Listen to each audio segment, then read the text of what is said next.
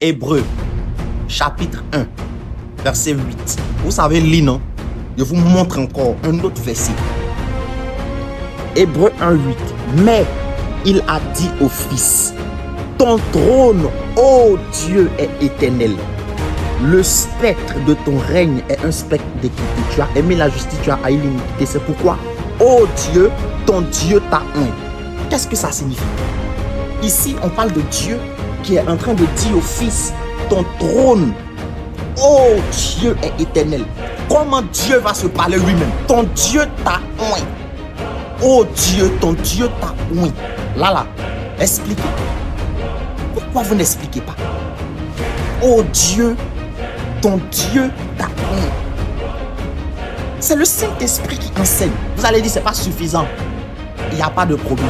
On prend un autre verset, Jean chapitre 14. Jean chapitre 14, verset 8.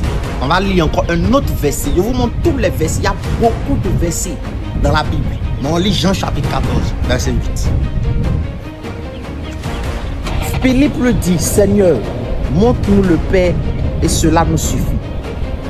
Jésus lui dit, il y a si longtemps que je suis avec vous et tu ne m'as pas connu, Philippe. Regardez la réponse que Jésus donne à Philippe. Philippe lui dit, montre-nous le Père. C'est-à-dire que montre-nous le Père. Et Jésus lui dit, depuis longtemps je suis avec vous. Ça signifie quoi? Depuis longtemps je suis avec vous. C'est le Père que Philippe veut voir, non?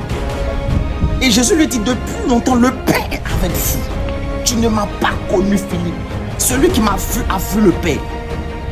Oh non, comment Jésus est là et puis il dit à la croix, Seigneur, tu m'as abandonné. Comment Jésus peut se faire baptiser? Comment Jésus peut être circoncis? C'est votre intelligence et c'est une folie pour vous. Voilà pourquoi vous ne comprenez pas et vous n'allez jamais comprendre. Parce que c'est le Saint-Esprit qui accorde la lumière et la révélation personnelle de la divinité de Jésus. Votre petite intelligence ne peut jamais comprendre Dieu. Et vous embobinez l'esprit des gens. Écoutez-moi très bien, tous les chrétiens qui vont écouter cette vidéo.